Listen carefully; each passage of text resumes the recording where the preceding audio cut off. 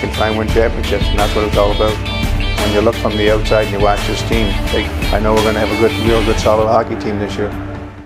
Welcome back to Fireside Rangers. I'm your host, Anthony Rivardo, joined by my co-host, Eric Wilson. And today we're going to be taking a preview at the upcoming Game 5 of the Eastern Conference Finals, New York Rangers versus Tampa Bay Lightning. And this is a huge matchup for the Rangers, of course, coming off of that kind of devastating Game 4 loss to Tampa. But now back at home, back in the Garden. The Rangers are phenomenal at home during the playoffs, 8-1 record at home. This is a huge game. This could turn the tide here, get the Rangers with the momentum back behind them, and kind of put them back on top. A 2-2 series, this is crucial. But how are you doing today, Eric? And what are your thoughts heading into Game 5 of the Eastern Conference Finals?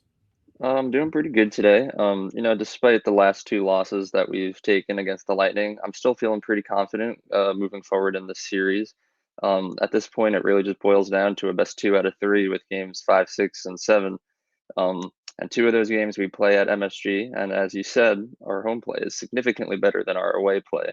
So I'm still pretty confident. We just got to go into MSG tonight, play like we usually do at home, and hopefully pick up that win tonight. Yeah, absolutely. The home ice advantage is super important for the Rangers, as we all know. And Gerard Gallant even had some comments about that. He said, quote, "We're 8-1 at home, so let's go play our home game again and get right back at it. It's going to be a battle. We're playing against a team that had a lot of experience the last 3 years, obviously. They're not going to give it to us. We have to go out and take it. That's what we have to do." And really just building right off that quote, the Rangers have to go out and take it, absolutely. But how will they do that, Eric? What, to you, is the key to victory here? How do they go out there, take this Game 5 win away from the Lightning? I think the biggest thing is to start scoring 5v5 goals again. In our last 2 games that we've played in games 3 and 4, every single goal that we scored has been on the power play. And that's not how you win a series. That's not how you win a Stanley Cup. You're going to need to score these 5v5 and even shorthanded goals throughout the playoffs if you want to make it far. And if we keep playing like this, it's Tampa in 6. If we really want to win and make it to the finals, we need all 4 lines to start putting pucks on the net, stop making stupid passes and making turnovers, get the pucks on the net, start scoring goals, and that's how you win games.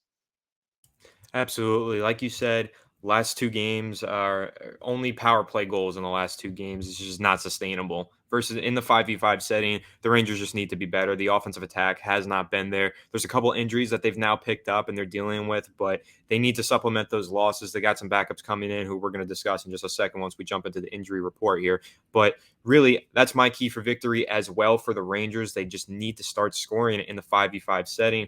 But in addition to that, Eric, how do they start improving their attack in the 5v5 setting? What is your opinions? Who should be out there? Who should be leading that charge? And on top of that, secondly, what are your opinions on the defense's performance after that loss in Game 4? Well, to start off with the offense, obviously you need your top 6 to be your biggest contributors.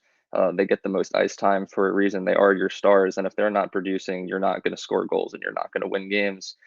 As far as the defense goes, last game the defense was atrocious. You would let a guy like Zach Bogosian, a 4th liner on Tampa, walk through our best defensive pair and then start open up the scoring against us.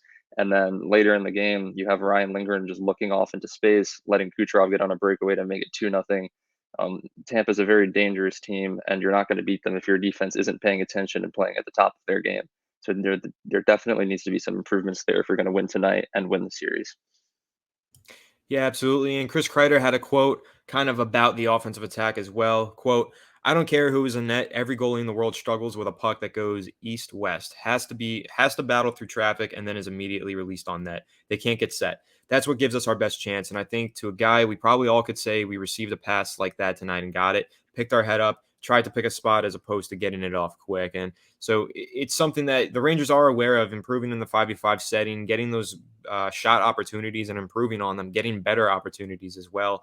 But we do have some players, some attackers as well, who are injured. We've got Strome and we've got Hedel. About game time decisions for tonight's game. We're recording this a few hours before the game, so you got game time decisions there.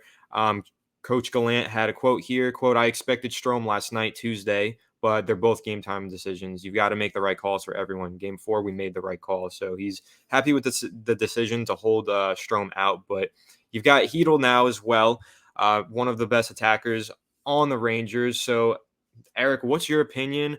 who should they supplement the losses potentially of Strome and Hedel with? And if they're back in the lineup and game time decision is that they're going to play, what kind of impact does that have on the Rangers? I mean, the impact is everything this far into the playoffs. You have your lines already set. You're not going to be mixing it up that much this far in. The lines have their chemistry, and just to remove one guy, even someone on the third line like Hedel, has a huge impact. I'm hoping that Hedel will play. I didn't get to witness most of the last game, so I missed his injury. But from what I've heard, it's not too bad. I'm hoping that he should play. As far as Ryan Strome goes, I think it's the most ridiculous thing that I've ever heard. As you all know, I don't like Ryan Strome. Um, you have guys like Ryan Lindgren, who's been playing on like a fractured ankle throughout the entire playoffs. Barclay Goodrow took a slap shot to the foot, missed one shift, and then came back the same foot that he had previously broken earlier in the season. And then Ryan Strome takes a cross check and misses an entire game. I like Obviously Gerard Gallant is a kind of coach where he doesn't like to reveal too much information about our injuries, kind of keep the other team uh, confused, not knowing what's going to happen. But I would really like to know how bad this cross check could have been. Ryan Strome is our second line center. He plays with stars like Panarin and Andrew Copp. We need him on the ice every single game. If he's out, if Hedel's out, you pull up guys like Dryden Hunt. He can come in, and he's good. He's very good defensively, but he's not a second line center like Ryan Strome is supposed to be. So if we have to do it, I believe that we can get by like that, but just barely. Ryan Strome and Philip Hedel definitely need to play if we want to be fully confident in this team. Yeah, absolutely. It's very important that those guys hit the ice. But Kevin Rooney is the one that stepped in for Strome on Tuesday, but Dryden Hunt also dressed for warmups. Should both Strome and Hedel be unable to go, Hunt appears to be your next man up. Hunt is 26 years old. He registered 17 points in 76 games this regular season for the Rangers. He played in the Rangers' Game 2 win over the Penguins in the opening round and in their Game 3 loss in Pittsburgh. He collected no points in those contests, but was physical with 5 hits. So it's definitely important that they get more from Dryden Hunt if he is to hit the ice.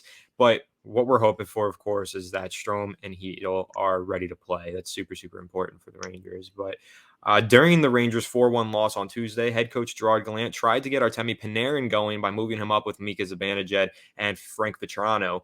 What are your thoughts on that strategy, Eric? It was one that didn't really work, and it's probably not too likely that Gallant is going to try that again, moving Panarin up. But what are your thoughts on that? Opinions on potentially seeing Panarin move up and play up front with those guys? I mean, changing the lines around is the easiest way to try to solve a problem that you have. If what you have isn't working out there on the ice, you always just got to mix it up. Sometimes you find lines that just magically work together and have great chemistry right off the bat.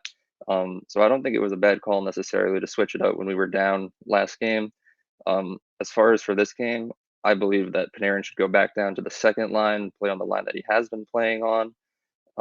We're back at home. The odds should be in our favor for this game. So I say stick to our normal home ice strategy. And if that doesn't work out, then possibly make a permanent potential change moving farther into the series. Absolutely. And a quote from Artemi Panarin: "It's not easy, but we can't be sad. For sure, it's not going to help us. Try to be positive. We have to be positive. We've been in a worse spot before, so we're okay. I hope we do well in the Garden. Our fans, nice to see again. Try to do something more." And that's the end of the quote. But that's really the main thing here for the Rangers is the fact that they are back at home, back in New York City. That's super important for them. 8-1 at home during the playoffs. That's the X factor of this game, in my opinion, is the fact that the Rangers are back with the home ice advantage. Obviously, they won the first 2 games at home. They lost the 2 games on the road, and now they do have the home ice advantage for the rest of the series. It's going to be super important to pick up a win here and not go down in this series 2-3 and then travel to Tampa. That's going to put them in a really difficult position. So this is, in my opinion, a must-win game for the Rangers. If they want to win this series, They got to win this game. They have to win this at home, show out for the Rangers fans in New York City. And if they don't, I mean, it's going to look pretty grim heading over to Tampa. But one thing with Tampa, Braden Point is ruled out, but his chances of returning in the series is growing. So he's someone that we could potentially see in those final 2 matchups. But hopefully, Rangers handle business at home tonight. I think that's the major key here is getting this victory. Eric, what are your thoughts on this being a must-win game? It's 100% a must-win game. You can't be on the brink of elimination against a team like Tampa. They're too experienced, and they're frankly overall the better team. And I think that we're lucky that we're in this position where we are now.